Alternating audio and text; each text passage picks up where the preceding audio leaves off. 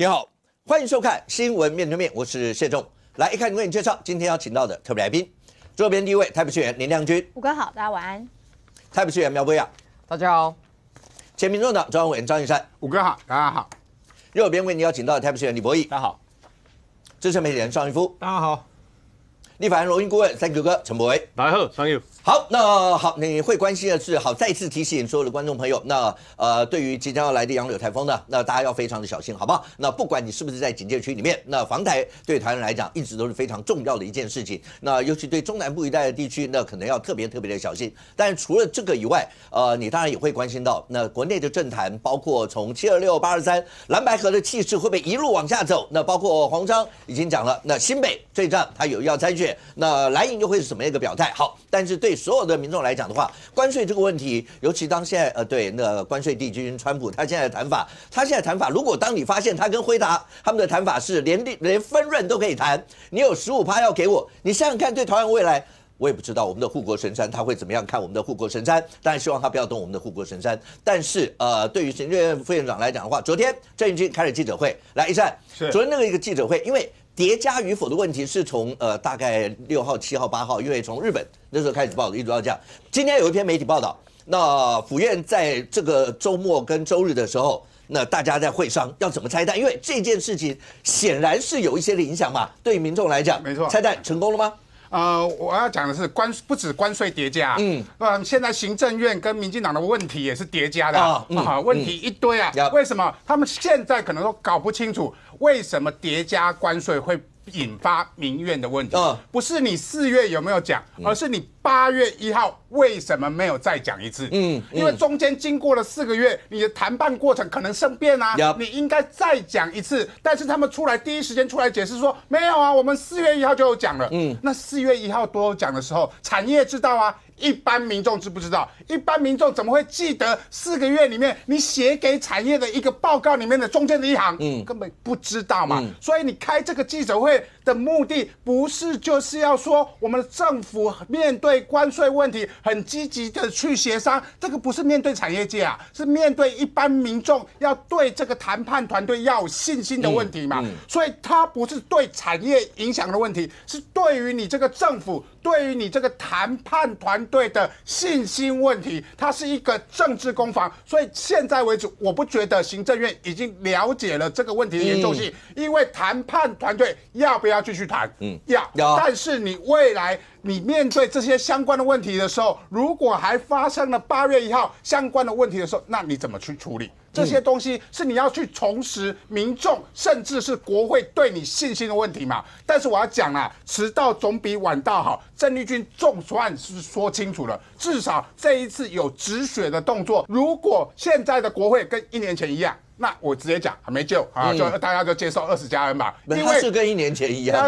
不是，这个就是行政院，你未来要给人民信心，说我有办法去处理国会嘛？那要有办法去处理国会。我说真的，如果跟去年1年前一样啊，每天看到黄国昌、柯建铭跟傅昆萁3个人吵来吵去，你会过才奇怪啦。所以你政府部门包含赖清德，你要不要去处理国会协议的问题嘛？你要不要去做政党之间的协商嘛？当然，现在国民党现在也没有出党主席啊，还卡到一个823，但是这个未来你赖清德总统必须以党主席之尊跟总统之尊去邀集朝野各政党去谈关税的议题啊，不是只有我民进党的议题，尤其在朝小野大的时候，剩下的我直接讲了，32变20。是民进党政府去谈判出来的结果。那你们如果对20%不满意，要往下降，必须要有产业这个相关的协议要进到国会。好，国民党、民众党，如果你们很厉害，你们觉得要继续往下降，讲白一点，如果往下降了，功劳是你们的。但是如果协议谈出来了之后，这个东西你们不接受，被川普政府关税报复，也算蓝白政府的啦，也算蓝白政党的啦。你不能把一股脑全部推给政府啊，因为我已经谈出来协议了，你们不接受，那相关的报复当然是由民众党跟国民党来扛责嘛。所以这个关税的问题啊，说真的，国际问题。台湾的朝野政党要一致的共识嘛，当然会因此有所谓的产业上面的冲击嘛。那产业上面的冲击，你要不要产业资源？要嘛930亿的产业资源的计划，那这个东西还是要经过国会嘛。那一样，如果朝野协商，政治是一个交换的艺术，国民党主张普发1万没关系，那我可不可以用普发1万去跟你换这些产业上面的资源，来做一定程度的协议嘛？所以这些东西叫做交换的艺术，而这些交换的艺术到现在为止，我至少没有看到行政院跟赖清德有任何的动作，有可能卡到823。不管如何，未来一定要经过3党都同意的状况下，才有可能把关税的相关的协议通过立法院，才能有可能把相关补助受伤产业的这个冲击来预算来通过这个立法院嘛。所以这个东西必须由朝野3党真正来一次大和解，来坐下来谈，才有可能解决未来台湾面对美国关税所导致的种种问题。三哥，你会乐观看待未来？因为这个最后谈完的结果要送到立法院，你会乐观看待未来到了立法院以后，蓝白的立法委员针对这一份，未来刚才义山讲啊，他希望能够大家朝野大和解，那以民末为首，大家去考虑这件事情，看怎么样看待？你会乐观这件事吗？你以前在立委的任内，你在节目讲过，你在外交国防委员会。所以你自己虽然这一次是一个经贸谈判，但它也是跟外交一样嘛，大家就是要谈嘛，就是这样一些。你自己看这一次的经贸谈判，最起码到目前为止，你会怎么样看待这样一件事情？有人说最起码，川普把所谓的红色供应链啊或什么的，像6月份我们的对美的贸易，我们的对美贸易来讲的话，又是一个大幅的一个顺差的东西。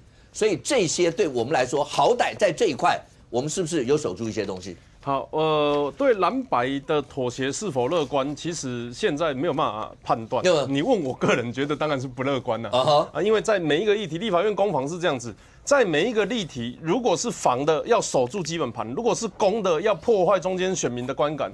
所以至少这1年多蓝白多数的立法院就没看过民进党通过任何法案嘛。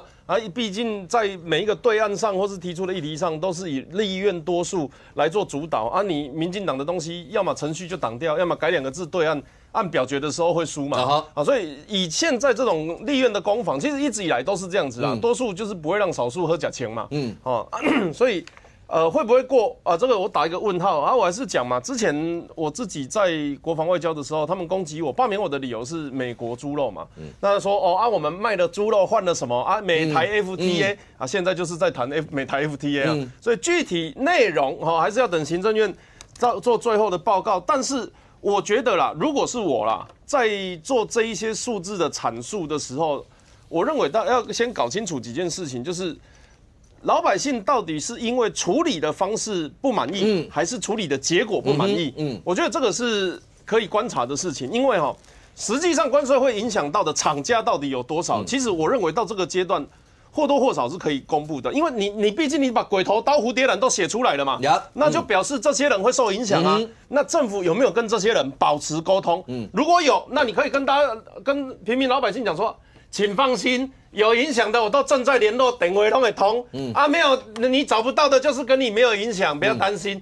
我们有产业冲击方案5000多亿，感谢这个立法委员立法院通过支持行政院来这个关税冲击条例相关的，那要让大家安心嘛。我觉得这个是很重要的事情。另外一方面 ，Thank you， 但你觉得做到了没？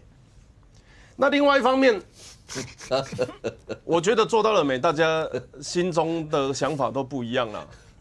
对啦，这个我坦白讲，就我的理解，我做了功课，我很快我就会觉得这个其实不太受影响，而且我们一直都是在优先的序列上面。但问题是，如果他平常没有在关心这一题，他感受到的是风向跟温度的时候，他没有办法去理解说，今天又有什么图，又有什么东西的时候，除非啦。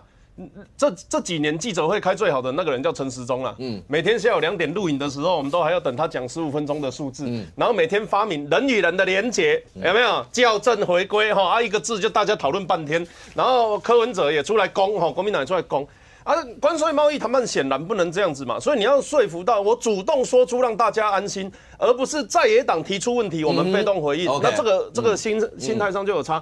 但我一直对关税保持乐观这不是我什么有内线消息，或者是我有统领的能力，是你去做了功课，你就会发现，其实美国在做贸易战，除了我上个礼拜在讲的中国因素之外，它其实在重建供应链嘛。那这个重建供应链，我讲一个数字，我就很好奇，为什么是我讲？你们大家都没有想到，好，说不定你们有想到了。你知道在6月份的时候，每台逆差是126亿，是历史上台湾首度超过中国，也就是台湾2300万人赚美国钱啊，历史上单月份赚的比中国14亿人还多。哇，这个值得张灯结彩吧？要出去敲锣打鼓了吧？但问题是，为什么我们得到的讯息这么少？那这个讯息应该由谁出来？我认为掌握相关数字的部门应该主动出击啊！我来讲，我们台湾6月份赚的比整个中国还要多，这个就是贸易战产生的功效。我们进攻的地方，我们优势的产业，怎么了？你讲。好，很开心。不是我等一下要讲上攻，我平常都是说国语讲的时候你的表情很怪，为什么刚才连 Thank you 讲你的表情也很怪？因为很简单一件事，你看美国的说法，它关税如果平衡的话，它那个贸易逆差平衡的话，它就可以变成0。那如果我们今年的贸易逆差又超过我们去年的话，那我们明年的关税是多少？我们不是只有政治系跟经济系，我们还有政治经济系，好不好？不只是数字的因素，不只是数字的因素，还有地缘政治，然后还有相关关键的产业。好，那所以我们进攻的东西，我们已经大部分的包含半导体主要获利来源、电子零组件等等，我们已经谈到很好的数字。那在比较劣势的这一些产业上面，传产业，我们的竞争对手关税通常比我们高。要包含中国、包含越南、东南亚等等的地方。那如果是我们劣势产业，关税又比人家还要高的话，那这个时候政府就应该要来给予相当的补助。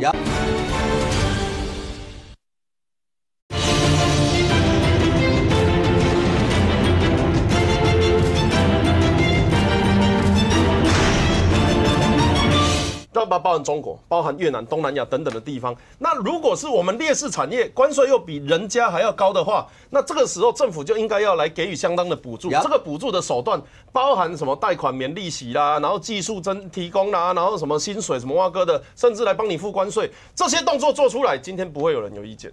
我认为是这样子啊，因为实际上，那我记得我第一次讲鬼头刀蝴蝶兰的题目的时候，那个我在友台。另外一个主持人哈哈哈哈哈，然后表示什么？大家根本不知道这些产业会受冲击嘛。所以如果政府在讲出这些话之前，主动的跟大家讲，爱讲哪高啊有联络的较有影响，无联络的您拢爱放心，拢没影响到。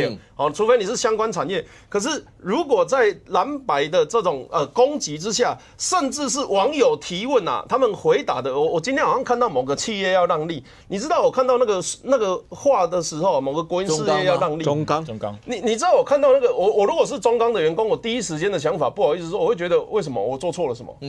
而又不是我的问题，为什么我要让利？你说员工，那你要想中钢，你知道中钢的还有股东非常非常多，80%都是股东。对，经济部只有20%。那股东会不会问说，那为什么是我要让利？就他一定有一个故事逻辑，但是我们看到的只有中钢让利。那你没有把后面那个逻辑讲清楚的时候，这4个字我认为不会是加分的。所以这是我还是要那句话，现在。跟刚回答上攻一样，政治系、经济系是分开的，但也有政治经济系。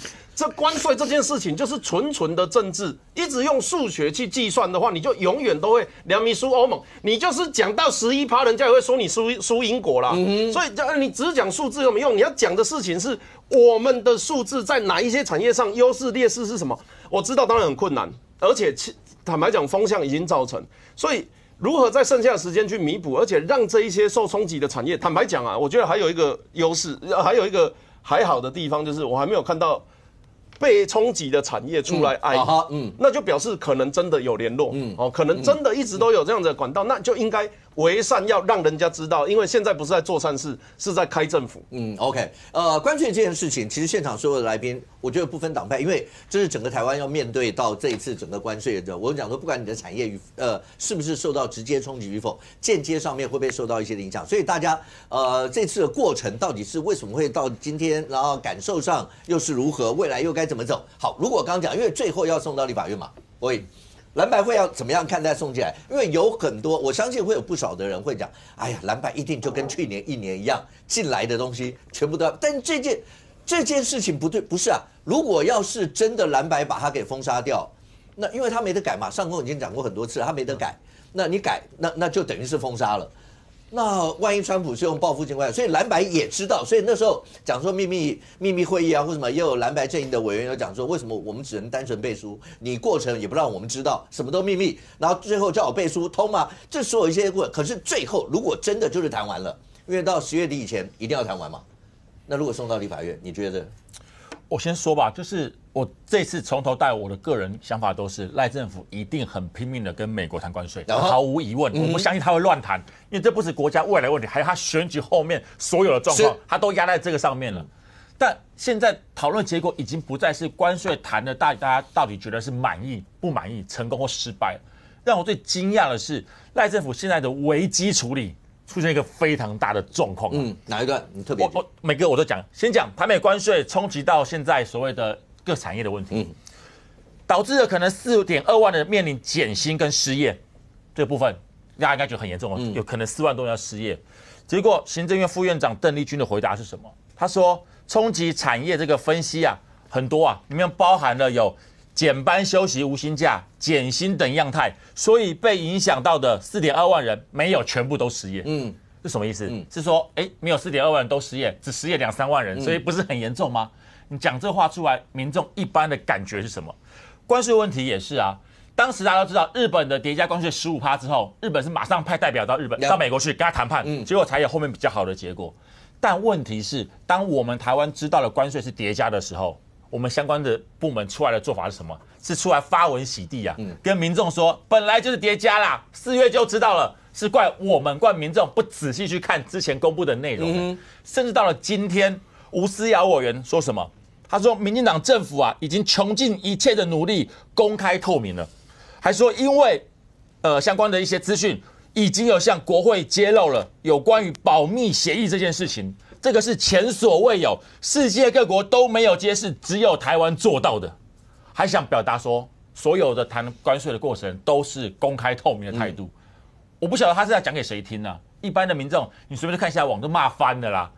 现在我就问各位，有谁知道目前关税到底谈什么样子？到底是封顶不封顶？到底232条款后面有没有要多加的？到底台湾还有没有需要投资更多的钱换取关税降低？有没有任何一个人知道？没有任何一个人知道。但是民进党立法委员现在出来的态度是，现在已经穷尽一切的力量公开透明了。这话民众会有什么感受？最后就像三九哥刚刚讲的，中钢今年的上半年累计的税前亏损已经15亿多了啦，已经由盈转亏了。就经济部长郭志辉出来什么，直接说，我们现在因为有这个关税冲击，影响到我们的汽车制造业，所以呢，考虑让中钢让利啊。拜托，中钢不是100%的国营事业，经济部只占了20%的股份，他有一堆法人股东、金融机构股东，还有破百万的一般股民呐。请问一下，郭志辉有没有跟这些人讨论过来讲这个话？应该是没有啊。说讲就讲，把这个中钢当作国家事业来讲啊，真的，你说一般的民众会怎么想？现在政府谈判出状况了，叫一般的股民来帮你擦屁股，丢他的利润来帮你处理后续的问题。这些都是整个危机处理碰到很大的问题嘛，谈不好，没有成功，我相信国人可以理解，因为川普本来就是那种对，就是大家就知道，讲难听点，现在叫蓝营执政，我也不觉得谈到什么程度啦，他就是要你吸干，你吸到尽，但是至少在整个过程当中，从一开始的所谓的都没有讲，然后出来解释说是保密协议，到现在还在觉得民党的这个谈判过程很公开透明。这种说法已经不再是让民众觉得你能力有没有问题，而是让民众怀疑你到底现在想要干什么啊？所以未来还有更多事情你不敢去讲呢。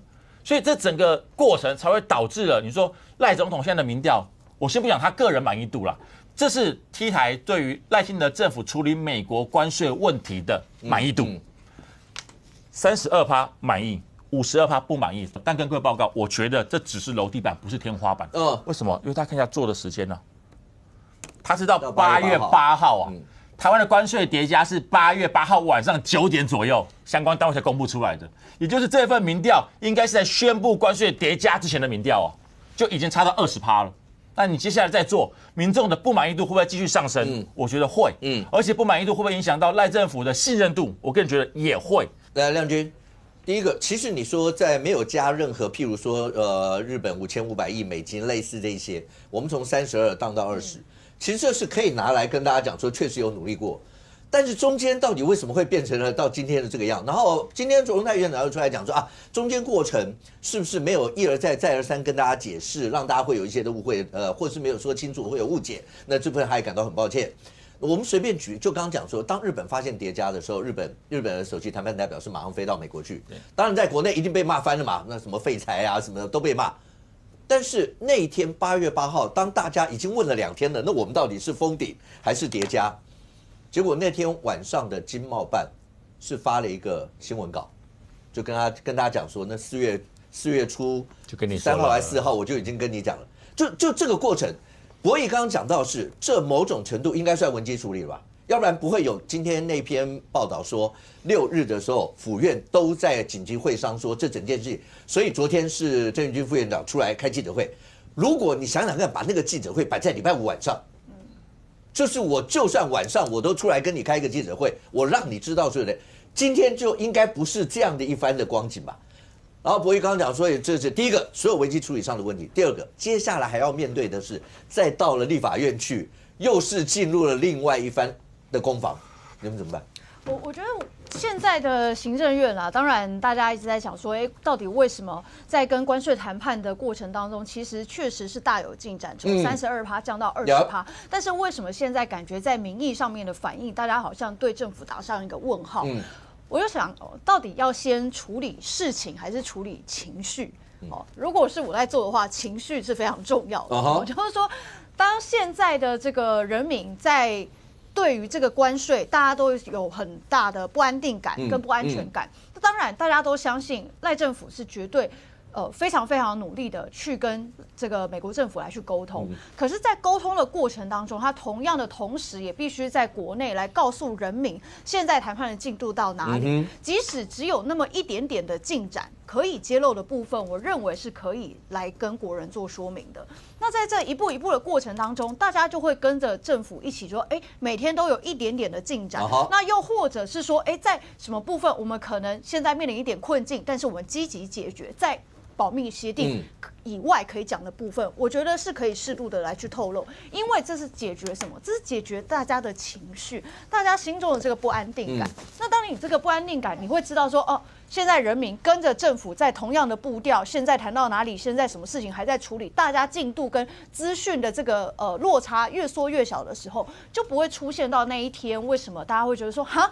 没想到居然是叠加吗？这样子的状况了哈，所以我觉得确实整个行政院的谈判团队非常的辛苦，也很用心。但是在这个过程当中，在国内的这个沟通跟人民所能够接受到的资讯内容的落差，我觉得应该要去补足啦。那当然现在蓝白都不断的质疑说这个什么黑箱啊，什么一大堆的，这个真的还是要再次强调，现在都还在谈判过程当中。回顾过去2014年的这个服贸协议的时候，其实也是这样。当时马英九政府也跟中国谈完之后，后来送到立法院里面，当然后来很多的风波之后，太阳花学运就发生了，后来这个服贸协议没有过，所以同样的，现在也仍然在进行经贸谈判，最后这些东西都会进到立法院里面。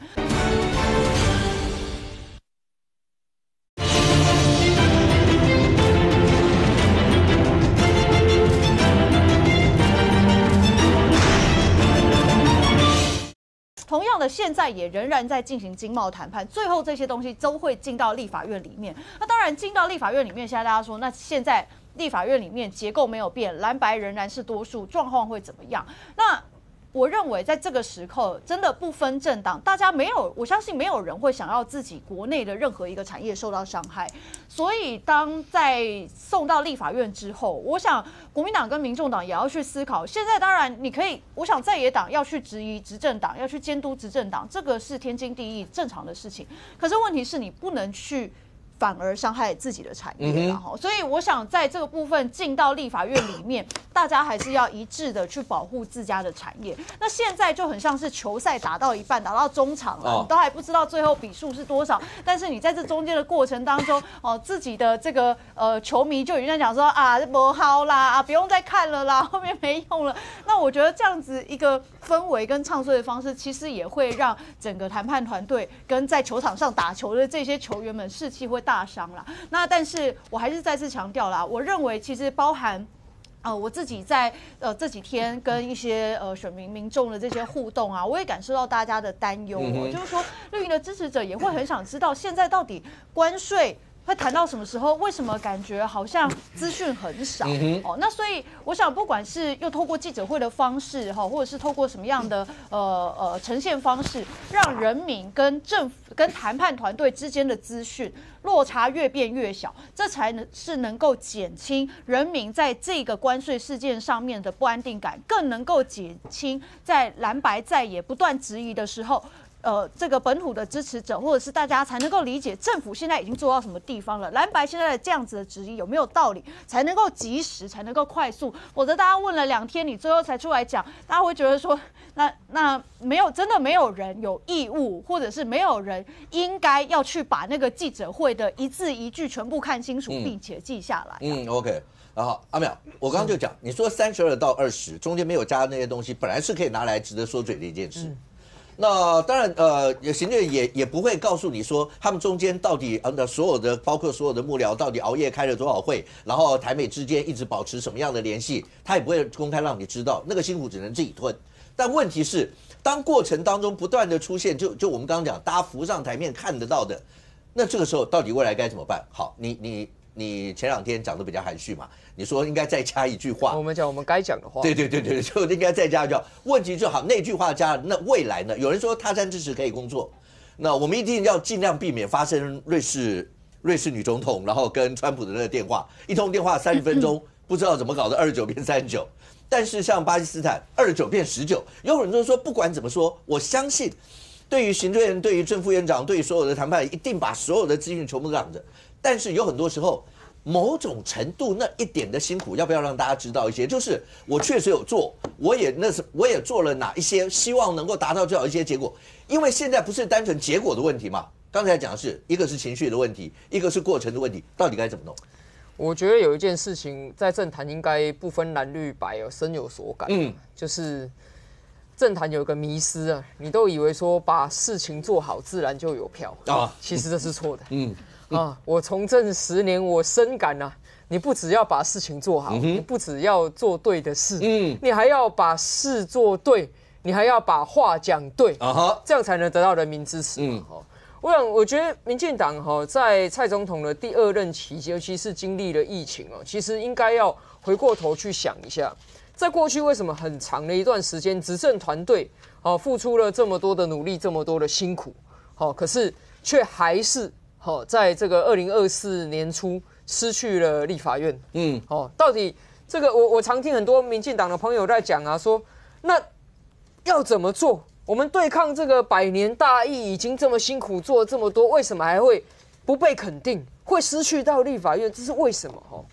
那你回过头来，你看这个关税，刚才节目开场武哥说川普是关税帝君啊，这是啊，我来讲这玩笑话有几分真啊？因为川普他是挟着美国举世无双的经济优势和军事的优势，一口气对全世界所有国家施压。你不要说台湾了，连欧盟、连日本都必须跟美国低头。那你说，中国不用低头啊？对不起，你看一下中国现在的税率。你说忙着说啊，台湾都被克得很惨，中国现在的税率是非常的高的，所以这个川普他挟着最庞大的力量对全世界一口气施压的时候，那其实你说这个冲击不比100年大疫或是不比任何的天灾还要小这个冲击是来得又快又急，而且现在很明显的，川普他没有要跟你进行常规贸易谈判。什么是常规贸易谈判？过去我们看过台湾加入 WTO 的谈判看过台湾加入争取 CPTPP 的谈判看过台美21世纪贸易倡议的谈判，那是以年为单位来计算的，而且在过程中对方不会先给你棍子，可是川普没有。首先第一个，他先给你棍子，4月初一棒打到全世界每个国家头上，然后呢，他是以天甚至以小时为单位计算。你看那个日本的经验，拿了一个这个板子进去椭圆办公室，川普直接大笔一挥，打叉，直接给你加码，还问日本的谈判代表说：“来，我现在跟你提加码到5500亿投资，你打给石破茂，看他同不同意。”这都是以前的常规不会出现的，所以确实辛苦。那确实辛苦这件事情，蓝白知不知道？蓝白很知道。刚才博弈讲了，就是说他相信谈判团队绝对没有摆烂，是连博弈都讲了。你说就算是国民党执政，也不一定谈到多好。你看蓝白也知道啊，所以现在蓝白在打什么？蓝白很简单，3个字：站态度。你去看哦，黄国昌也好，傅昆萁也好，所有蓝营的白的这个人物讲，他其实都只是在站行政团队的态度啦。因为他也没办法告诉你说，我来谈，我一定谈5%，这个没办法保证，对不对？所以站你什么态度？站你是不是黑箱？站你有没有交代清楚？站你讲的话，大家听不听得懂嘛？所以我觉得执政团队你要看清楚，你现在被打的点在哪里？你现在被打的点是蓝营在打掉你的信任度啦。他没有在跟你讲任何实质的东西，因为你说好。今天我其实也去查了资料，行政院提900亿要补助这个受害的产业，对不对？蓝营没有提对岸，蓝营没有跟你说900亿太多还是太少，蓝营也没有跟你说你要补哪些产业，那哪些产业怎么没纳入，或哪些产业一旦没有，蓝白只跟你讲一件事，搞快发1万，就是他现在在讲说你的态度跟信任值的问题。那回过头来，行政权该做什么？刚才5哥提了巴基斯坦什么案例呢？一开始哇课好高哦。后来巴基斯坦提了很多川普喜欢的，对不对？包括加密货币啊，包括各种啦，结果现在顺利降下来，这是什么？这是谈判的实里面的东西例子。就是说川普他要的很简单，川普要的就是我赢了的感觉。你要给川普一种川普又赢麻了，让他可以下一个标题化。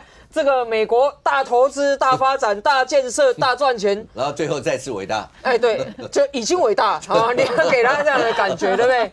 好，我们谈判的过程当中，所以为什么很多的时候行政单位不能把话讲得太冲，也不能对美国有指责，因为很简单，大家都知道这场游戏对我们不公平。但是如果这话是行政单位讲出来的，马上立刻送到2份，一份出现在美国高层的桌上，一份出现在中国高层的桌上，那可是这不代表你什么都不能讲我说你要把话讲对，要讲好话，你还是可以讲一部分，因为现在行政团队他要对外对美国要去谈，对内你也跟人民要谈呢。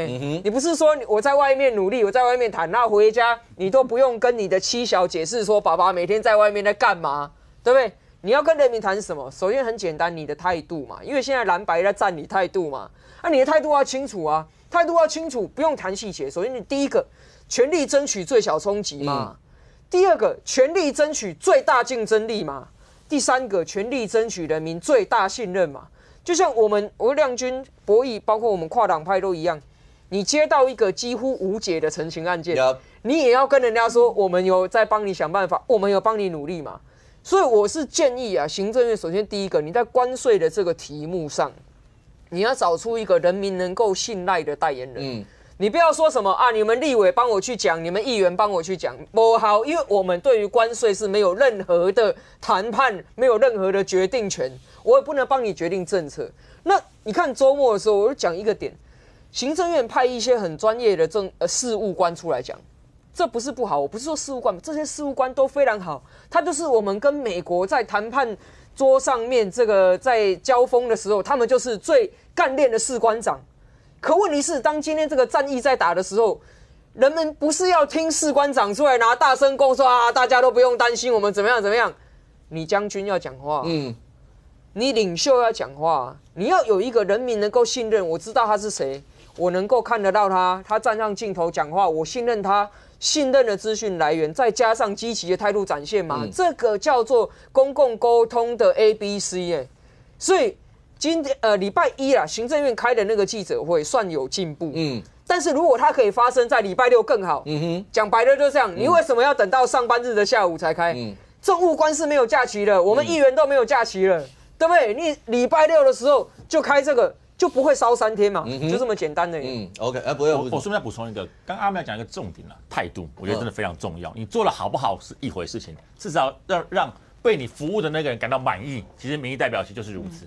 讲到这关税，还有另外一个重点，我也觉得非常的吃惊跟惊讶，就是普发1万块现金这个态度。发不发实际上都是一个选择，这都是你讲完之后，接下来你要去处理后面的政治效应。但现在大家知道发不发现金吗？我还是不知道要不要发现金啊。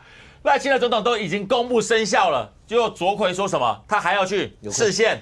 财政部说什么？3月底发，窒碍难行。那我到底是发还是不发？10月底了。10月底对。还说窒碍难行。所以我说，像整个过程当中，我不晓得为什么赖政府对于危机处理的后续的决断，有一种很扭捏而且拿捏不定的感觉，这我觉得非常糟糕啊！前面很多的政策，说实话没有绝对的对跟错，但是你做好你的责任完之后，后续你可以处理接下来不管是攻击你也好，赞成你的也罢，可是最担心的就是你什么都不做决定。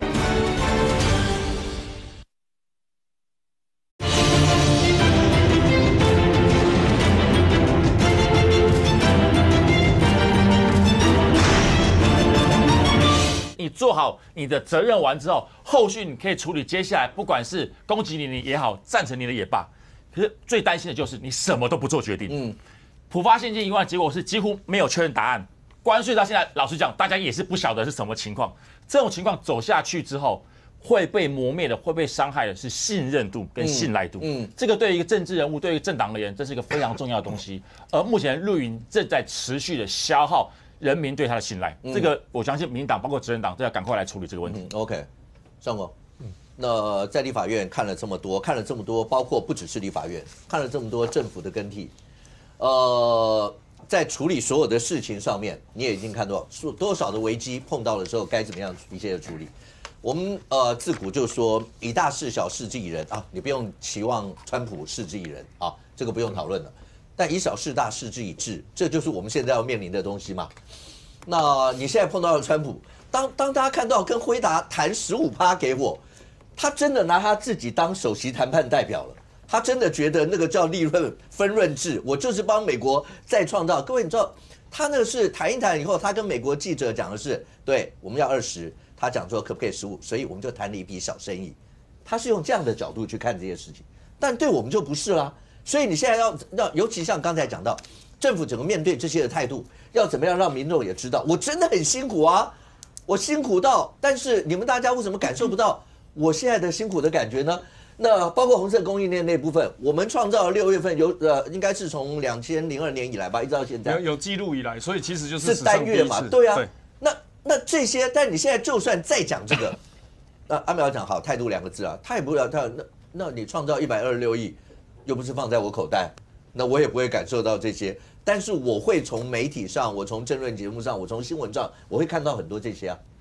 当然，就是说你讯息的传达，其实现在人民里面普遍获得讯息的管道很多，是啊，哈，讯息的传达跟接受嘛，他接受哪一方的讯息那当然，你说4月4号那一场记者会，比如说他到底有没有说到32？有，原有关税外加征，他用了2个字叫加征啊。杨珍妮报告的时候加征，他是说57国里面分别加征11%到50%，台湾是32%。讲完了以后，坦白说一句话，除了业界被通知以外，全国人民有多少人记得那一句话？没有人会记得然后你历经了4个月的谈判，突然来了一个暂时性关税20%，20%。那大家的认知是20%可能就是固定税率了嘛？好，固定税率啊。那你现在突然变了加征，说我4月跟你讲，那请问你们这4个月谈判的内容我们知道吗？谈判的内容是加征还非加征，我们知道吗？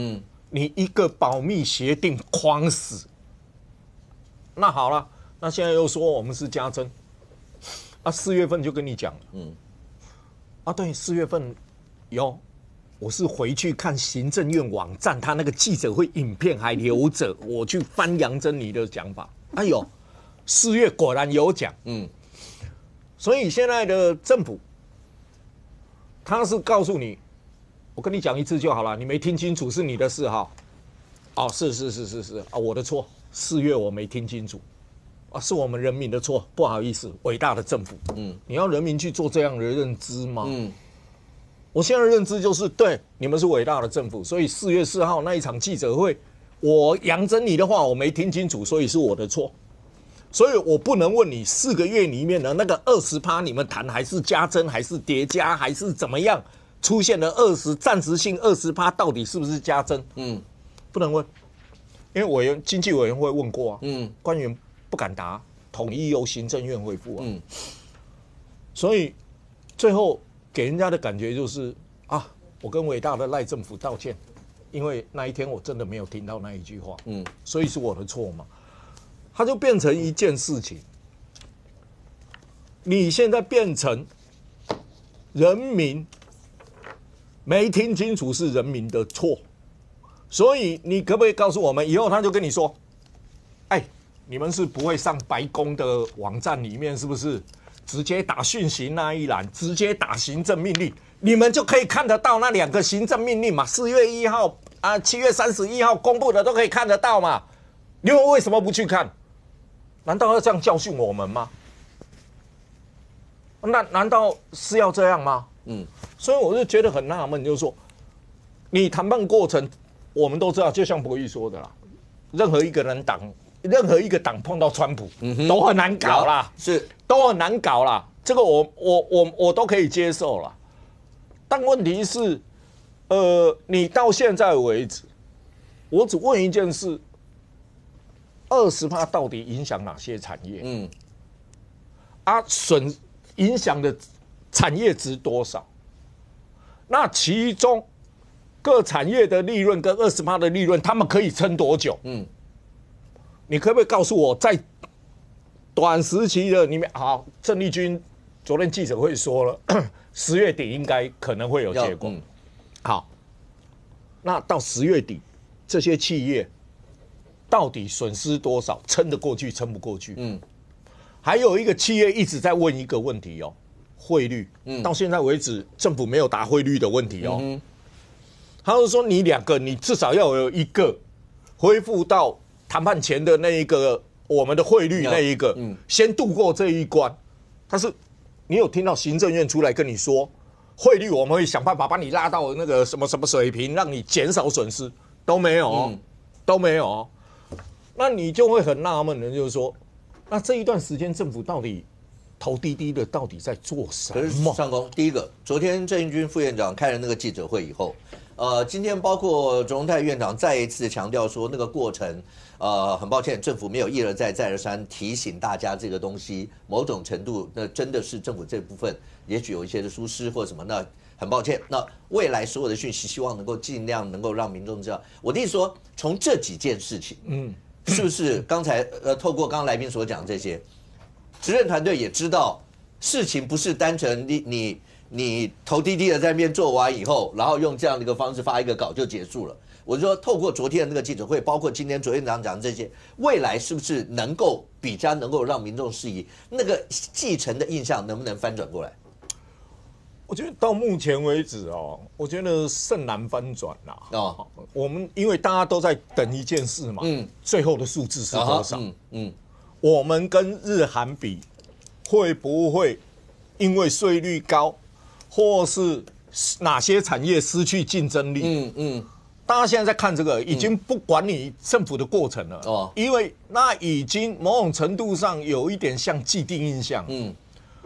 从你看最近，不是又有人在讲啊？你们到底在干什么？还在安心税吗？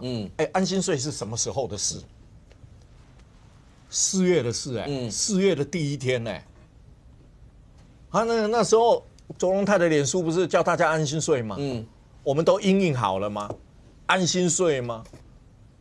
结果税率一公布，因应方案出来930亿怎么样，PowerPoint弄一弄。然后到现在为止，930亿的预算编列细目到底不是哪一个行业？看不出来，看不出来。你会让大家印象又回到那个，你叫我们安心税，那你在干什么？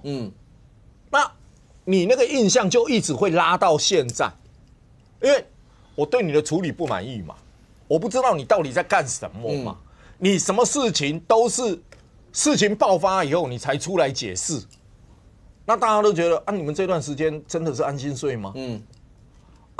其实郑丽君的记者会我也不想讲那个拿的稿子一直在念，结果你看大家的标题都是我们会尽力谈降低关税，争取不叠加。你不觉得这2句话很废话吗？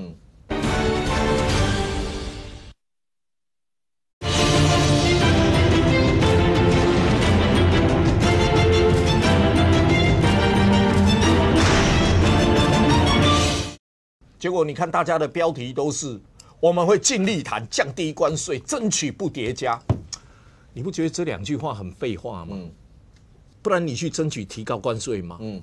你当然是争取降低关税嘛。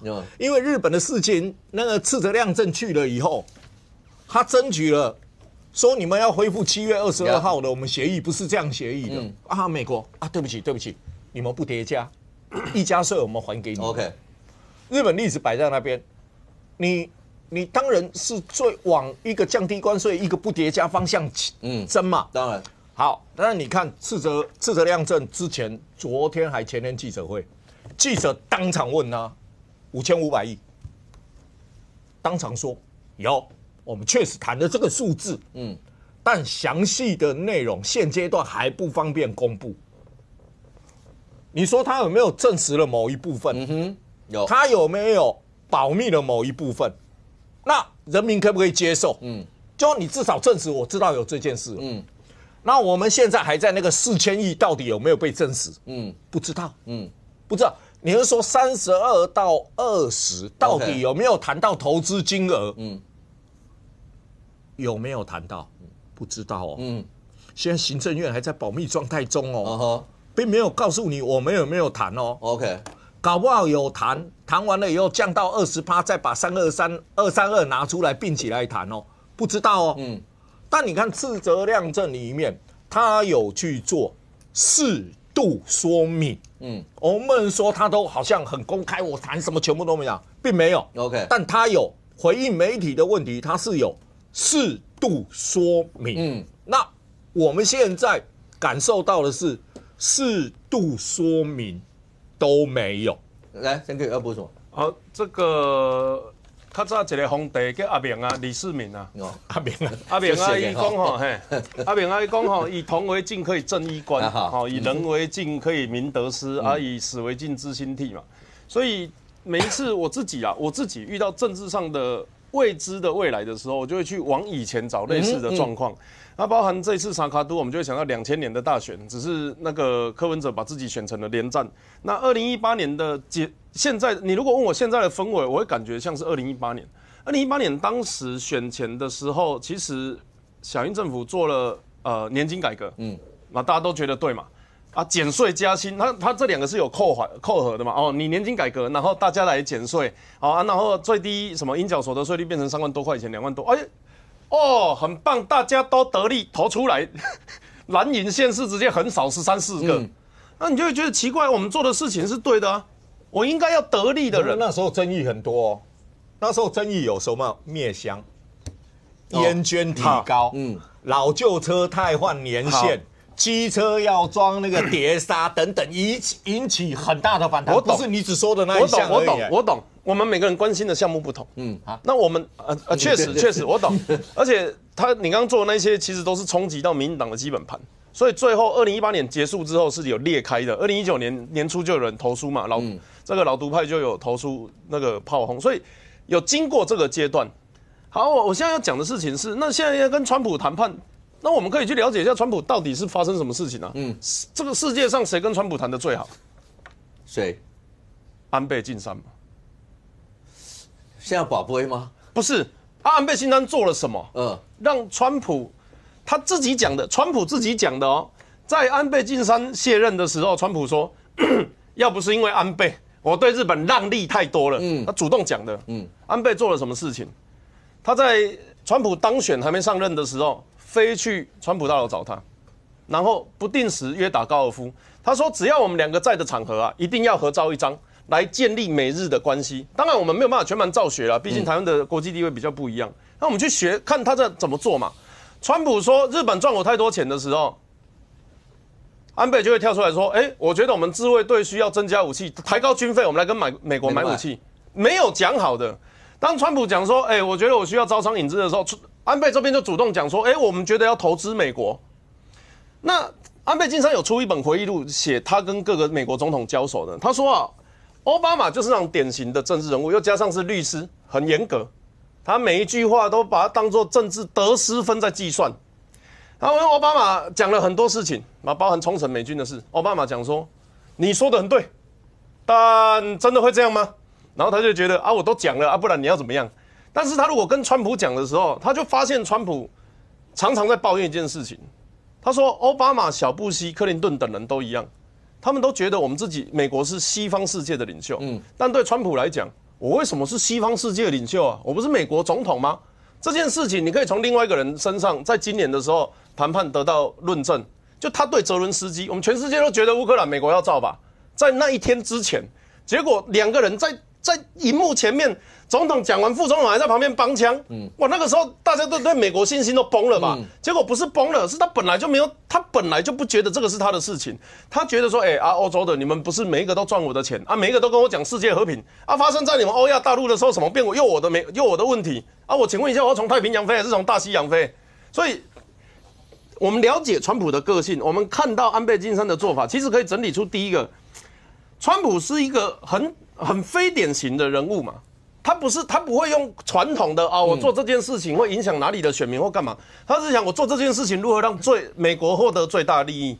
那第二个，他很讨厌一个字叫做 we should， 他不喜欢人家教他应该怎么做，他只想问 we could 啊，所以他刚上任的时候，那个 should 跟 could 这个在一起就变 should we could 嘛，就大家不知道怎么办嘛，到时要 should 还是要 could 嘛，大概 should we could 啊，但现在大家慢慢看清楚之后，你就发现，川普要的一直都是政治，不是数字，不只是数字啊。为什么日本的谈判代表会说5500亿美金，但我们还没有谈内容的因为嘛，我要跟你马子先赢我啊，好我好做代志，我4档你5500亿还没到了，我4档了我嘛是要来呢。对不对？啊，你要先赢我，我们再当好好做代志，等于的开始啊！你看，他就常常数字乱讲嘛。台积电讲1650，然后每个人 We have a big beautiful number, we have a big marvelous number 啊，然后就喊到3000亿，喊到3000亿，结果喊到3000亿就算了，回来郭智慧加码4000亿，全台湾的婚礼当时有这钱，然后隔天他再改2000，还是吃你一点豆腐多300，你就知道他的数字是方向，他没有要跟你巨细靡遗的。几点几趴多少 GDP 多少钱没有，但是他真的要的东西是什么？这个其实是态度的问题。这换个方式讲啦，如果我们去的时候就说好，具体开始阵仗摆开来，开始在讲哪一个行业多少的时候，对川普的团队来讲会觉得说，那你今天是要来谈生意的，那我们就照生意的方式来谈了。那你今天是要来谈台美关系的，那我们就用台美关系的方式来谈。这些里面的细节我们没有办法知道，但如果你问我认为川普团队具有这样子的性格，这个是可以让大家参考。OK， 我觉得川普是把国家机器当公司，他在跟你谈生意，是啊，不然不会跟辉达超微是这样谈的啊。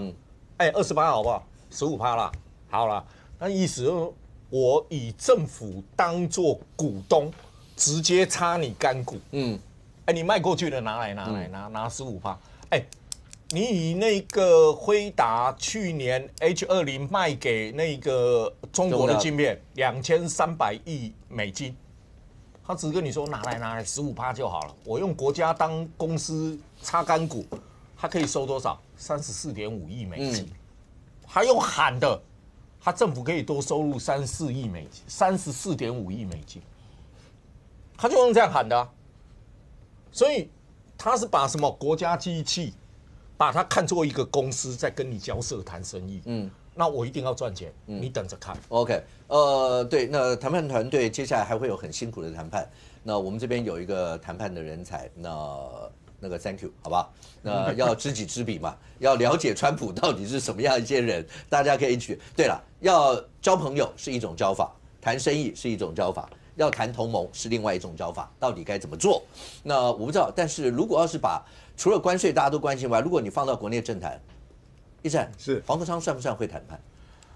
黄国昌会咆哮，但算不算会谈判？我觉得目前为止他不会谈判。真的吗？因为你看我们这样讲，第一个，党代表大会的时候尊科，所以那个2年条款不动。然后接下来呢，就在专访的时候就直接讲，那新北选不选？选新北。那但是蓝白之间他有意愿，大家来谈。然后接下来形象照就出来了，对，我要讲的是他把他的底牌说出来了啊。没有人谈判之前把底牌先出来，为什么要保密条款？包含我方的所谓的底牌要不要先出来的问题嘛。当然，所以我说可以部分公布啊，但是我们的底牌绝对不能公布嘛。所以黄国昌把他底牌说出来了。他昨天最重要一个底牌叫做没有赢的把握，我不会选。你已经讲出我不会选了。谁比黄国昌，尤其在蓝白合的时候会谈判？柯文哲不会这么讲，他一定说我不会赢。但我可以让你输，这个叫谈判的技巧嘛。你要让我多少的时候，我要让你害怕，会觉得我对你有影响力嘛。然后黄国昌既然说我没有赢的把握，我不会选，那我就让你不会赢就好了。我就让你黄国昌证明你不会赢。我李四川一搬出来，我把民调搬出来，你就是不会赢嘛，所以你就不要选嘛。但是柯文哲不一样。我不会赢没关系啊，我照选啊，我可以让你输，你就得让他东西，让不让选其次，但是你就必须让给他东西嘛，这个叫谈判技巧。所以黄国昌跟柯文哲的政治性格不一样，黄国昌其实一直维持着这个我没有赢的把握，我不会选。包含细致嘛，他从头到尾就是一个没有赢的把握就不会选的人嘛，所以他的底牌包含他的政治性格被国民党看破的时候，他做了再多的这样子的动作，到底有没有用？当然啦，他昨天弄的这个宣传照，我也觉得很不好啊。一个更好的选择，他觉得不，这句话不是跟新北市民讲的啦，这个是跟蓝白讲的啦，跟国民党讲，跟民众党讲，说我是比你们更好的选择嘛，所以一个更好的新北，而且很绕口啊。我说真的，我帮他想了一句，叫做新的阿北啊，叫新北嘛，超速前进啊，这个是我帮他想的 slogan， 这个才有力啊，在演讲台上面喊口号的时候才会有力嘛，所以啊，叫做新的阿贝超速前进。其实他知道他现在的做法在学习阿贝，但是他的政治性格、政治操作、谈判技巧都不如阿贝嘛。那为什么说他在逼所谓的用逼的方式？他逼的方式很奇怪哦。那个我们又讲吐司换肉的事啊，现在不只是不拿吐司而已啊，是拿吐司边去换人家的肉啊。什么叫吐司边？因为不是他的东西。譬如说，他说张启改啊，不只可以选嘉义，还可以选彰化嘛。威胁你彰化后200万人，我派一个张启改，看你们要不要换。彰化是蓝营的，彰化又是蓝营的嘛。那譬如说啊，那个我每一区都提名10亿元啊，然后昨天说我有4大金钗。结果呢？你4大金钗，新北市我就光新北市就好了。新北市就有13区13区这些议员，你到底人在哪里？你拿议员要来换新北市长，你这个东西不就破功吗？人家就看准了你没人嘛。但是柯文哲不一样，柯文哲在去年蓝白合的时候有没有威胁这些立委？他真的有人说你如果不挺我柯文哲的徐小清，你不挺我柯文哲，我就派一个人到松信区选，有没有这样的话出来？有啊，还是他未来之后的副总统啊，说我派那个忘记那叫什么名字的，他的副总统候选人柯文哲的吴欣怡去跑去选松信。如果吴欣怡选松信，徐小清要不要紧张？当然紧张啊。他那时候有讲过说，尤其是大概10席，我印象中讲大概10席左右，就是那55波激战区，是我每一区只要派一个下去，国民党一定掉10席。是议员还 N+1，对，所以还记得吗？吴欣怡被点了好几个选区，对，点了好几个，他用一个吴欣怡啊去吓坏你们这些国民党的立委啊。但是黄国昌现在民众党只剩下几趴？只剩下10到15%嘛。10到15%，我们在选举里面都很清楚，15%叫做弃保线啊，15%以下人，你即使沙卡都了，你的选票也不具关键性，因为选民很清楚，你在15%以下，你没办法当选。这个到选战的后期就会自动弃保，所以黄国昌，如果你面临了未来你的民众党的实力不够，会被自动弃保的情况下，你还有那么多的底气去跟国民党喊牌吗？三哥，你会怎么样看黄国昌最近所喊的这些？有人说他是剑指2028，是吗？还是因为今天他接下来马上就带着党团去拜会了蒋万安，然后今天是林华副市长陪同。那另外一位李四川博就没有在国外，对，反正就是不在嘛。OK， 所以这些，但是大家如果照刚才一战讲，一定要打必胜把握的仗，那如果被人家看破，这未来怎么办？我认为黄国昌现在都不会输了。都不会输。2年条款已经确了嘛？好，那接下来他就当然想下一站嘛。那黄国昌跟柯文哲最大的不同是，黄国昌要的是面子，柯文哲要的是理智。我们从账户的现金变化就看得出来，差不多快被黄国昌花光了。但黄国昌既然是要面子的话，那你国民党要什么？好，你要如何跟他交换？几件事情很简单。第一个是我如果喊新北，那你新北议员要不要让？你未来蓝白河母鸡要不要带我白银的小鸡？这个事情可以谈。第二个各县市可以谈。那你刺客，你蓝的不让嘛？好，你现在蓝营执政的你不让嘛？那我白的自然也不让了。那我们能合作哪里？绿营的选区。所以现在听起来有共识的可能只有嘉义。那台南、高雄、屏东因为都有人，当然嘉义也有人啊，不过王玉苗好像比较少去啊。然后再来呢，剑指下一届总统、副总统候选人，怎么谈都不会输啊，你总要让吧，你总要有一件事情符合，你不可能国民党门关起来全部都不要吧？现在的状况，我们外人看蓝白啊，其实我的感受是，黄国昌手已经伸进去国民党内裤里面了。国民党过去对于年轻人跟网络世代的不重视，让他们有一批人很崇拜黄国昌的网络声量跟能力，以及攻击民进党政府的炮火。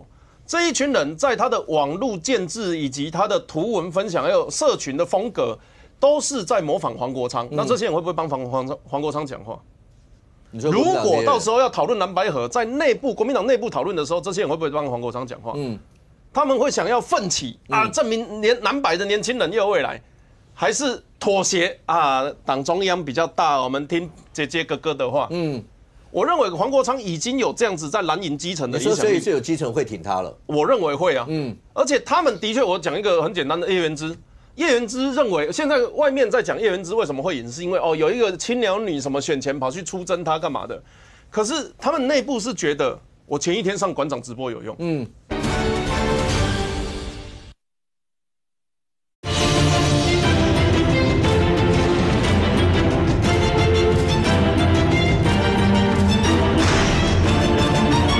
可是他们内部是觉得我前一天上馆长直播有用，民众党在骂有用，所以对他来讲保下他这一席的，他认为那些叔叔伯伯还要人家什么王金平、李四川什么，还要打给侯友宜，还要朱立伦，林德勇老灰啊，而且是国昌老师搞我救的，难保他心里不会有这种想法，就算只有占30-50%，所以当蓝营的年轻人出来替黄国昌讲话的时候，这是黄国昌的胜算跟切入点。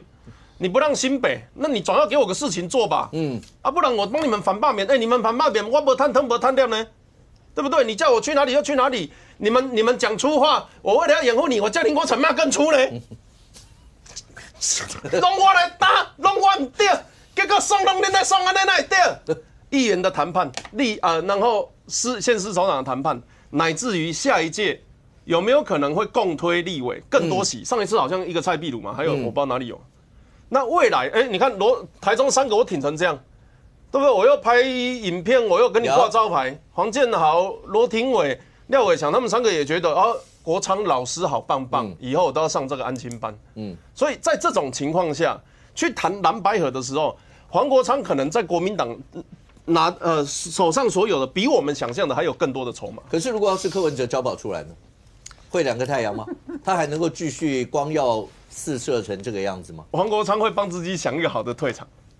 你觉得他会退？我会啊，我觉得会啊。黄国昌可以退的。黄国昌当年排第4名，不排第2名，在时代力量的时候，他真的觉得第4名选得上。他也是要给自己一个退场的机制嘛。对不对？你说他那一年有真的很认真选，他打到后面不知道打什么，跑去打那个我们已经炒了1年的韩国瑜砂石场。我想你时间抵了1年呢。然后弄到还被韩国瑜告，大家有没有印象？他什么？他岳父在什么？不知道彰化哪里到云林盗采砂石，结果他就下来了。他下来之后，他做什么事情你知道吗？他找了一大堆也不是公关公司，就一大堆影像公司，梳油头拍影片，然后3D 科技一集几10万在那边科学成物流。我虽然不是立委，国昌老师讲给你们听，还在那边当网红。就他其实没有大家想象的一定要当官，但是他一定要表演。他没有官，他不一定有官来。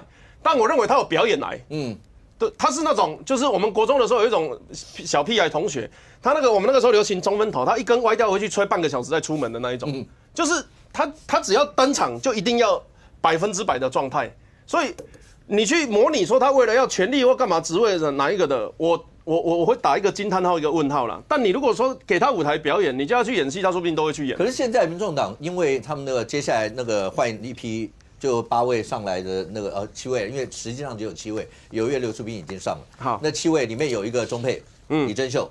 民众党为了这件事情跟内政部长刘志芳直接开干到这件事情。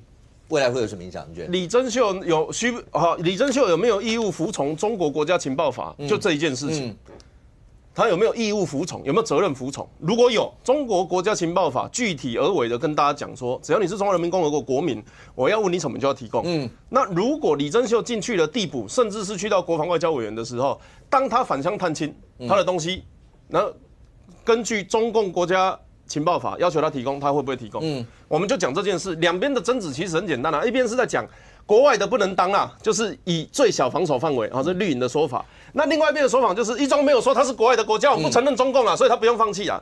这个都是政治攻防，这你要改，坦白讲是宪法的问题，国际法都甚至不足以说明。但问题是李珍秀会不会被逼退？不要忘记，他们之前是有一个人被逼退的，什么英哦，就是也是中配议题，在提名的时候就徐春英后来怎么处理？在脸书上面还有黄珊珊传讯息给柯文哲说，要不要我跟国台办还是哪里联络一下，换个人，都还有这个新闻。所以李珍秀不排除离开，而且后面有一个我认为是这个战斗力很强的陈志汉战狼小姐姐我相信她现在一定很遵守。我们台湾国家的主权不希望外国人来影响我们的这个政治哈。最后我要讲一件事情啊，8+8多少？16嘛。这16个里面有哪一个是黄国昌招募？没有。所以柯文哲回来，老大是谁？柯文哲。那无所谓，我认为不会有2个太阳。OK。喂，对国民党来讲，怎么样看待蓝白之间像这样的一些的？如果照 Thank you 讲的话，有很多人受惠于黄国昌啊。我先讲726这个大罢免结束完之后，以我认识蓝营的一些民意代表想法，原则上都是认为民众党有帮到忙。我老讲，大家的感受是如此。那也觉得可能会欠民众党一个人情。所以接下来你说2026县市首长啦，包括了你说议员不要讨论了，因为议员是各自努力，因为多席次选举。县市首长接下来我个人觉得啦，会来做民调，但不会有所谓的礼让。怎么礼让法？新北市我们准备的人才一堆，台北市然后再讲万安市长礼让吗？这是不会礼让的过程。但是可以共同比民调，我觉得是有机会的。因为的确，如果你们民众党推出来人选是强的，能够赢过国民党的人选，最后能够胜选，我相信蓝白在党是可以接受的。OK， 那以往如果蓝白没有合作，说实话，你要提是你家的事，兄弟登山各自努力，最后大家一起选萨卡图拼生死。但既然已经在这次726大罢免，感觉起来在野党跟蓝白的合作，我觉得是顺畅的，我老讲是顺畅的，所以2026我相信是有机会来比民调，然后由最后民调强的人代表在野党的阵营出来参选，而且我觉得这也是合理的。OK， 但是你说会不会礼让黄国昌选新北，或礼让谁选哪里？我觉得不会发生这个事情啊，一定要最起码一定要经过民调。对，我礼让他，那我国民党的支持者我要怎么交代啊？这明明现场都是我们经营了很久，我们在各地方也是有县市议员、立法委员的，我怎么去让这个地方？所以我觉得让不会，做民调决胜负可能会。但对国民党来讲，像新北最大票仓400多万人口，对啊，怎么可能让？要你们把这就算是比民调，假设你说民调些微之间，然后把这个让出去，对国民党的支持人能接受？我觉得如果真的是比民调输了，那也没什么好讲哦。这民主制度机制打开了，你就让他走到底嘛。但是如果连机制都没有，直接说你让黄国昌，那我讲真的，黄国昌不一定可以拿到大部分蓝营的选票因为还是有差距的，这是有差距的，对，不是说只要蓝白派一组人出来选。就会赢了，所有支持的就一定挺。对，这个是2回事情啊，你还是要找最强的去参选嘛。你说如果李四川副市长真的代表了蓝营去参加新北市长的选举，那黄国昌委员就算比民调，我觉得赢的机会也不是那么的高了。所以我只能说，最后还是用民主机制。但我必须要讲一下，民众党在立法院这7席的立委这个转换，我反而觉得要多去思考。当然，这是民众党的决定，因为他已经决定了立法委员的2年条款不改变嘛，是代表了。承诺跟即战力的选择，民众党选择了承诺，遵守承诺，因为之前讲的2年就是换人，他就是要换没有问题，这是民众党的决定。但换完之后，跟国民党的立法委员的默契有没有办法跟之前的这么的融洽？我觉得会打上一个问号。尤其是明年他们是1月底辞职嘛，对，马上碰到就是年底的县市首长大选。那立法院蓝白立委的合作程度，包括提案的想法，是不是能够沟通的很顺畅？这个部分老讲，我个人反而会比较担心。虽然好像大家觉得立法院跟县市首长没什么关系。但我说实话，选举都绑在一起了。你立法院只要表现得好，你县市首长跟县市议员选举自然好嘛。立法院出状况，那你整个县市首长的选情都会被拖累。所以我只能说，蓝白现在我觉得从726开始有一个很好的开始，有一个很融洽的开始。但是接下来怎么样让它继续融洽下去？我认为黄国昌主席是很友善的。但是如果柯文哲主席出来的话，状况会不会有所改变？那恐怕又是要有别的变数了。但不管如何，目前我们觉得只要能够合作，大家只要能够好好的谈，然后不要撕破脸，派出一个最强的人选，对于任何一场选战，我们都是有信心的。阿淼是，你看，今天黄昌去拜访那个台北市长蒋万，是那一幕在媒体上描述的时候，你自己会怎么解读？就是到了市长室，然后问一下像周宜修他们，因为他们以前在市长室之间嘛，以前柯市长就是在这里办公的啊，那是不是什么？为什么要去把思绪拉回到以前那个时候，柯文哲那个时候？那黄国昌这显然是有节奏的嘛。有句话，机会是留给准备好的人。黄国昌显然就是那个准备好的人。你看他昨天他发布说他要参选新北市长的时候，他是在哪里发布？他跑去个蓝营媒体人的网络直播节目。他网络已经大拔桩了，好不好？他送给这个媒体人一条大独家，你觉得这个媒体人未来跟黄国昌会不会骂起骂？一定嘛，就是这个很好。黄国昌没有把这个独家留给光芹姐他去把它送给朱凯翔了，他准备好了。回家之后，晚上哇，这个形象照，对不起，借用一下，这个有可能昨天下午去拍的吗？早就准备好了嘛。那你看他旁边的这个，一个更好的选择，一个更好的新北，这个 slogan 有玄机，你知道吗？通常会想这样的 slogan 的人，就是他还不确定他要选哪里，他先想了一个这个，要选哪里，后面填进去，一个更好的新竹，一个更好的哪里，全部都可以用啊。他看到机会，现在机会在新北的时候，马上抓准了时机。民进党现在气弱嘛，国民党现在气乱嘛，所以他完全出来之后主导议题啊。完全，你看今天所有政论节目前1小时甚至前2小时都在讲他。今天为何去见蒋万安？很简单，议题要延续。对，你不能够只有一天新闻嘛。议题怎么延续？这个有漏网镜头，一定要跟大家讲，非常厉害。这个黄国昌的政治的功力一直在上升啊。你看，走进台北市长室巡什么？不是大陆巡旗啊，巡柯足迹啊。你看他在里面讲什么？一进入台北市长会客室，就问旁边的周瑜修跟林珍与黄静怡说：“这就是柯市长以前在此见客的地方吗？”致辞时，哇，又提到柯文哲，然后你看林珍宇在旁边，哇，国昌老师丢球，林珍宇接球，摆设是有些微改变，但基本上格局一样。柯文哲都是在这里见客，哇。这个连音调都要变因为要让大家知道这个场面厉害。对，回到现场，对，父慈子孝，兄友弟恭啊！这个很厉害哦。更厉害是什么？你看这一条这个漏网镜头谁爆了？中评社，中评社，所以他这个布局之绵密的，一步一步啊。我去见蒋万安，不是跟蒋万安拉2条毛巾啊，2个人在那边说，一个讲和山，一个讲反霸。这2个都假议题，因为台北823没有罢免案，和山在屏东，你一个台北市长想说什么？你屏东人要有核电厂，这都讲太多。他们要的就是一个说，我们今天来到台北啊，这个寻柯主席的足迹。为什么？因为我剑指新北，我们展现了这样子的，而且不要忘了李四川，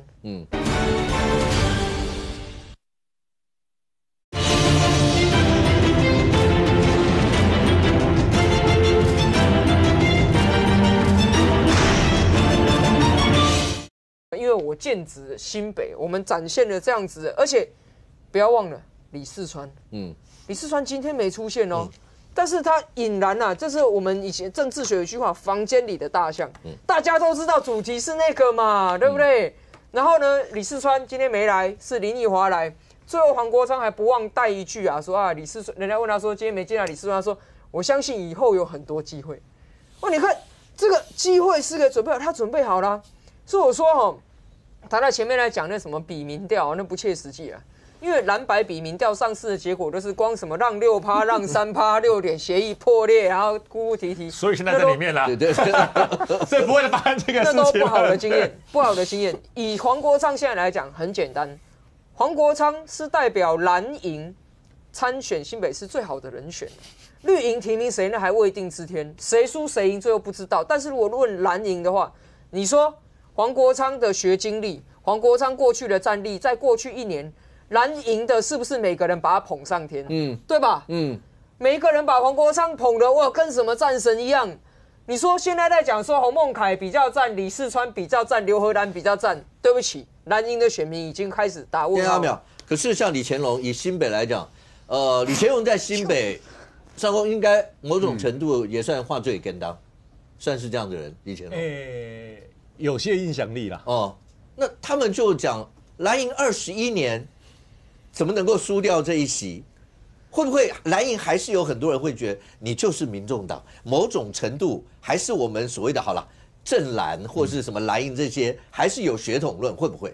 会，但是黄国昌已经准备了。哦，他现在打的战术很简单嘛，就是强龙空战压地头蛇，就是这个样子嘛。他宣布参选前根本不用去问李乾隆意见，他宣布参选前也不用去问陈学圣意见，很简单，我现在是。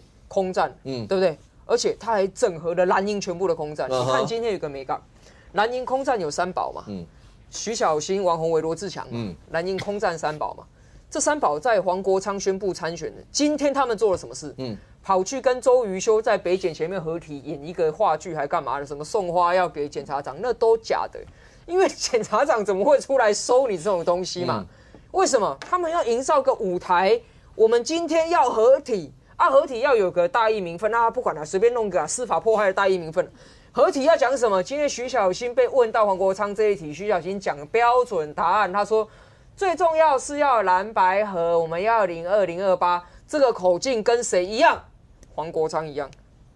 蓝营的空战3宝已经被黄国昌收服了。在过去大罢免的过程当中，黄国昌这样子热切的帮他们站台，救了他们。你看今天洪孟凯被问到，他还被点兵点将，他说我们比民调最高了，至于民调是谁啊？我觉得李世川很棒。你看洪孟凯也不敢跟黄国昌说，我觉得我也不错啊。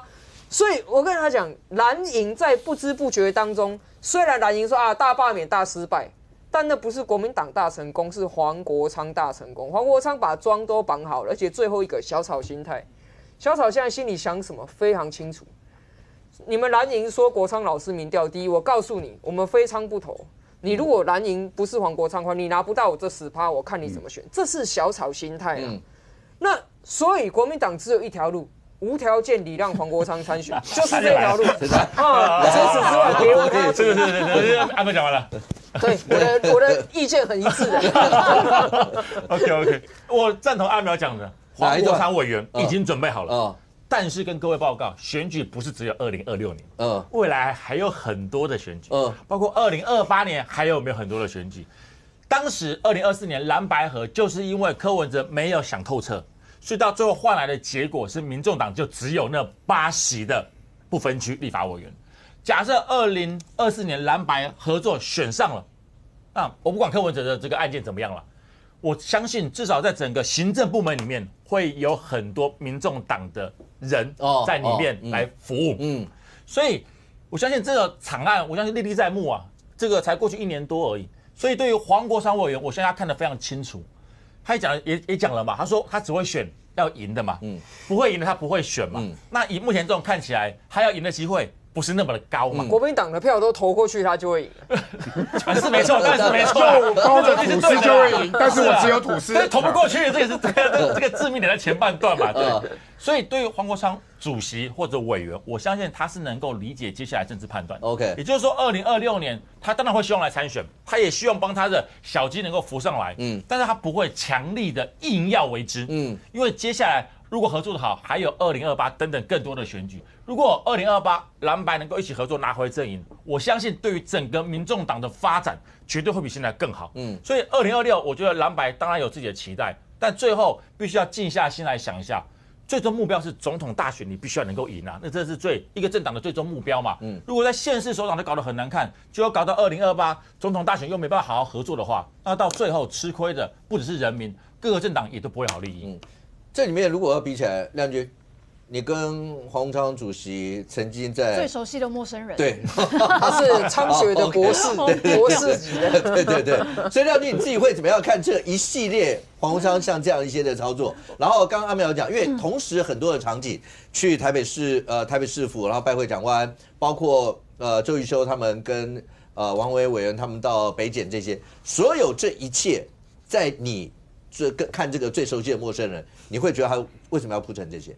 我觉得啦，黄国昌是大家都讲的都没错，会输的选举他是绝对不会选的，他要选就一定要赢，因为呢他就是这样的人，他登场只能赢啊，不能输啦，这样子，所以呢，大家在讲说，那他这个是不是真的剑指新北？我不这么认为，我认为他一直以来最大的野望就是2028，他希望可以挑战大卫了。挑战大卫还是跟国民党合？大卫当然是都有可能，我觉得你说副总统也算，都有可能。总之，他一定是希望他自己有机会出现在这个总统大选的候选人当中。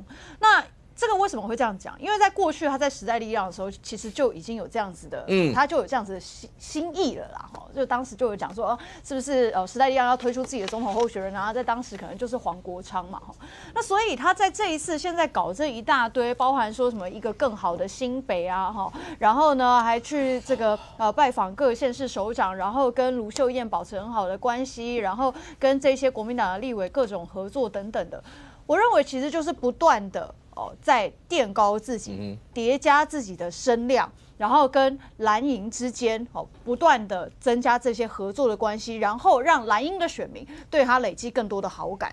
那他的目标，我认为就是2028。所以我觉得现在这个都是项庄舞剑啊。我认为2026就算新北，你也不觉得他会是要新北？我不觉得，就是说他现在一定会谈，但我认为国民党不会，我对国民党很有信心，绝对不会，确定，99%啦，不敢说10，对，99%不会。所以我觉得当然就是你在新北嘛，新北他一定会觉得说，以前他在汐止当过立委啊，就去新北，而且新北人口数又最多。那好，那如果新北没望国民党不让，那民众党的大票仓在哪里？在新竹。那新竹市那么小，我认为他可能会希望要比较大的这个县市首长。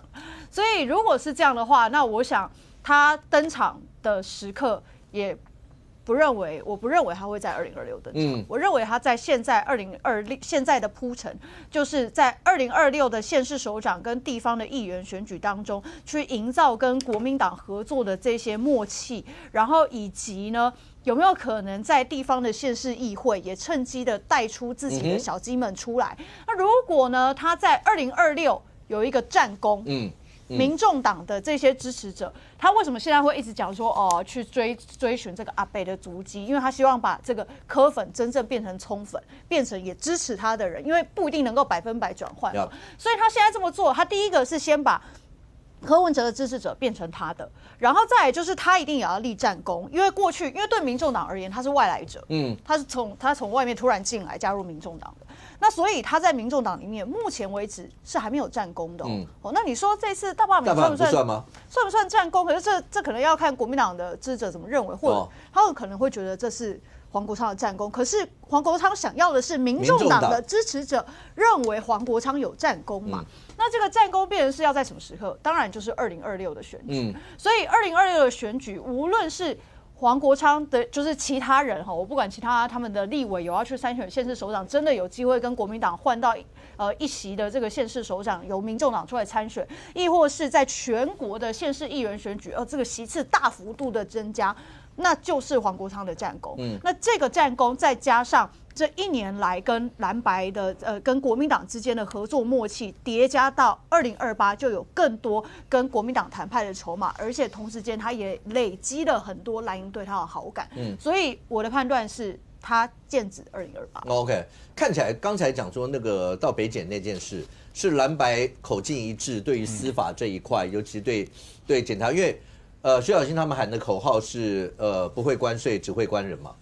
所以他们现在等于是因为蓝营从上次那个就是伪造文书案就那个联署，现在目前来看还有一些就是柯文哲一直被压在里面，尤其柯文哲在那个里头嘛，所以这些事情看起来蓝白阵营是他们未来会主打这一块。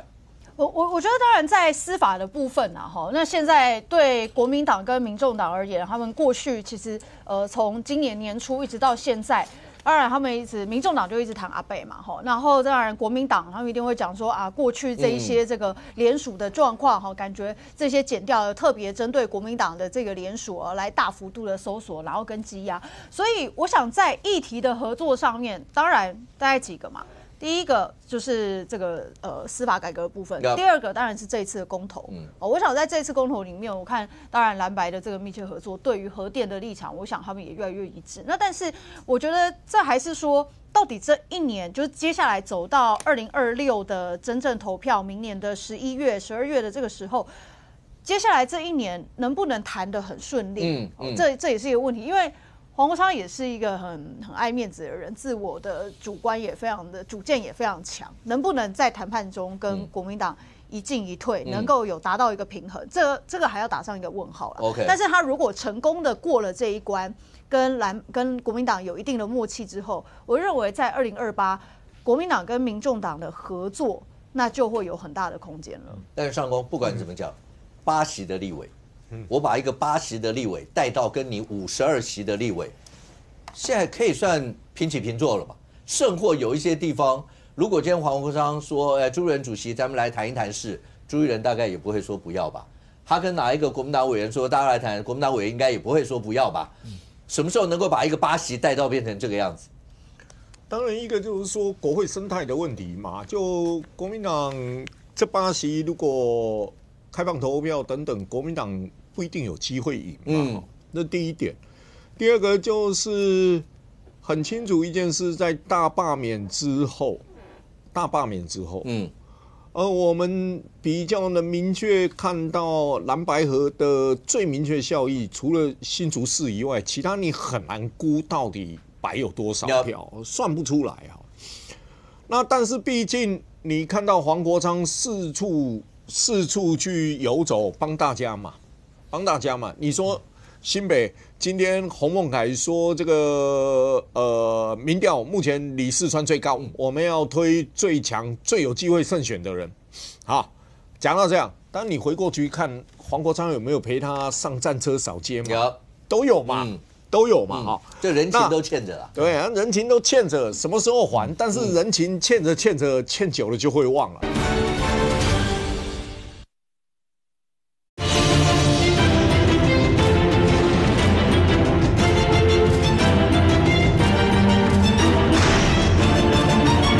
当你回过去看黄国昌有没有陪他上战车扫街嘛？都有嘛。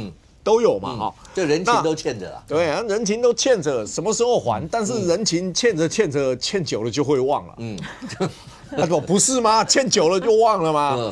所以你现在黄国昌这样喊，当然他把8席在国会扮演的角色里面有些案子，其实国民党是被黄国昌拉着走哦。是被黄国昌拉着走的哦，不是黄国昌被国民党拉着走啊。所以目前为止，你可以看到经历大罢免之后，他讲话越来越大声嘛，哈。但你不得不否认，黄国昌是个聪明的，是个聪明的。为什么我说他是个聪明人？你要回想一下，今年3月5号他去哪里？他去了台中市市政交流，还记得吧？台中的事就是民众党的事。当初多少人开始在劝卢秀燕党主席的问题？然后一直到今年7月20几号，他跟卢秀燕合体拍那个反罢免的影片。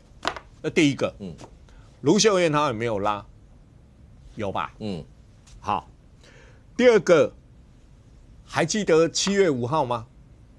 罗志强那个新书发表会，正在采访韩国瑜进来，大家算他角度66度，人中吕布，从那时候开始。然后之前比亚迪不是被爆出来那个验吗？他是怎么说的？电视台自导自演要陷害韩国瑜，韩国瑜多伟大，要摆在这边。好，然后你看他7月28号，他在电视上面讲，我要让新北，我要让自己成为一个最好的选择。他后面讲了什么？延续侯友宜的政绩。侯友宜出来了。然后你看他宣布完了以后，今天去了蒋万安那一边。好，蒋万安，国民党的少主。蒋万安旁边那一个人，是他未来选新北最大的威胁。叫做李四川。侯友宜挺的是谁？刘荷兰。但是他要延续那个侯友宜的政绩。新北现在的市长他在抓，少主他在抓。深蓝的精神领袖韩国瑜他在抓。2028年国民党蓝营的期待卢秀燕他在抓。你从那一系列看他的讲话，你重新回过头来看一下。如果他真的要去新北，选，其实最简单一句话，他也不期待说，李四川出来，你们都不帮李四川，你们会帮我讲话，有李四川，最简单，只要维持沉默，他就可能有机会。他就可能有机会。你看他，其实我觉得你黄国昌的话一次一次讲同样的事情，那个变化度很大。OK， 他第一次讲说我愿意跟国民党利用一个公平的方式产生一组候选人合作，公平的方式，我们都知道公平的方式就叫民调嘛。接下来他是讲，协调出一组人，协调，接下来变协调了，变协调了。所以你看他每一次的讲话，你其实他的每一次的内容都会变哦，然后每一次他都会把这些人端出来哦，端出来哦。但是未来选不选新北是不是他最重要的考虑？今天就讲一句话啦，脚边的玫瑰能采他就采。好，2028年对他来说是天边的彩虹啦。好，2028年还很久了，那个是天边的彩虹。OK。今天说一句实在话，如果新北市能拿到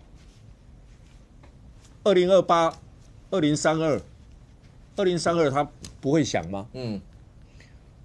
现在呢，你注意看嘛，选总统的基本上不是当行政院长、副总统，不然就是2个直辖市市长嘛。台北、新北，不是答案很简单。所以彩虹能拿就拿。不是玫瑰能先拿就拿。OK， 彩虹在天边呢。等到如果有一天新北真的轮到我的时候，那个大卫争取大卫，那个就变成他脚下的彩虹，那个玫瑰啊。所以你说他新北一定说只是个幌子吗？我觉得未必哦。就是如果他可以拿得到，他一定会拿。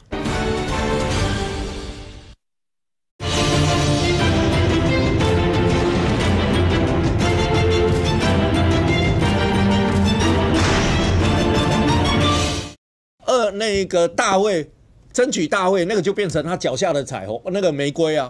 所以你说他新北一定说只是个幌子吗？我觉得未必哦。就是如果他可以拿得到，他一定会拿。不过现在看起来的话，除了这个以外，因为刚才为什么会问 Thank you， 就是李珍秀这件事情，然后为什么民众党跟内政部长刘世芳直接看来这件事情，大家是直接对干上。国民党在这上面有很多国民党的委员直接讲说为什么？因为现在牵扯到，因为刘世芳部长就直接讲说，对啊，那中华人民共和国，因为他是讲说不能有外国国籍嘛，就是等于是这件事情对国内来讲的话，它会产生什么样一些政治效应？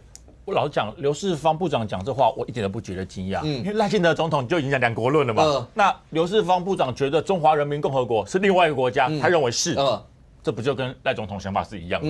这有什么好奇怪？我觉得不奇怪。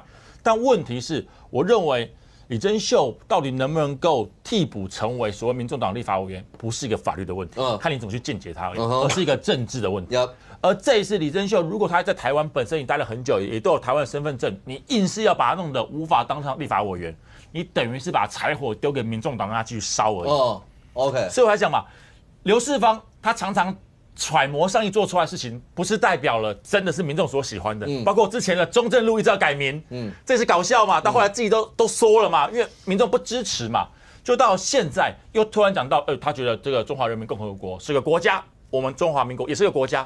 当然，我对他这种想法我没有意见，但问题是，如果他利用这种想法，最后不让李珍秀当立法委员，那后续烧出来的政治的火才是真的大呀。现在民进党已经算是属于很逆风的情况了。如果刘世芳包括绿营高层还是觉得一定要用这种抗中保台的模式来针对个人的身份审核，是福是祸，是加分还是扣分？我觉得绿营自己评估哦。来一下，这个不针对李珍秀啦，我们花莲有个里长哈，也被查出说有中华人民共和国的国籍嘛，也请他说啊，你去放弃中华人民共和国国籍。后来他没放弃，也是面临被解职的危险。所以如果连里长都这样子，就不用说是立法委员嘛。很简单，我也不跟你讨论说到底两个是不是一个两国论，因为每次讲两国论的时候，你们就甩破我们态度。这两个政府是不是合理统治、合法统治的个别区域的这个领域？中华民国就是在台湾嘛，中华人民共和国就在整个的中国，或者是国民党喜欢讲的大陆地区嘛。那如果两个政府是两个政府，你必须针对的是你当立法委员或者当任何公职的这个政府效忠，不是吗？这个是效忠问题啊。我们不容许美国人有美国绿卡的人来当立法委员，甚至也选任何的公职。那我们为什么可以容许中华人民共和国有国籍的人去当我们的里长，去当我们的立法委员？所以这很清楚，我不跟你辩论所谓的两国论的问题，但是对于自己政府、自己的国会的忠诚度，这个一定要考验，而且不是立即解职，不让他当。你一年内，他有2年条款嘛，还给你1年的时间，让你去放弃中华人民共和国国籍。你各种方法我不管，但是如果你没放弃，说真的，高兴的也不是民进党政府啦，最高兴的是陈志涵，他终于可以递补进去了。因为我们不知道那个什么许淑什么的那个刘淑彬到底有没有签这个2年条款？因为他当选的时候，他接任的时候已经没有柯文哲了，他没有柯文哲跟他签2年条款的问题哦，所以他有可能做到3年满啊，所以陈志涵还是没得做啊。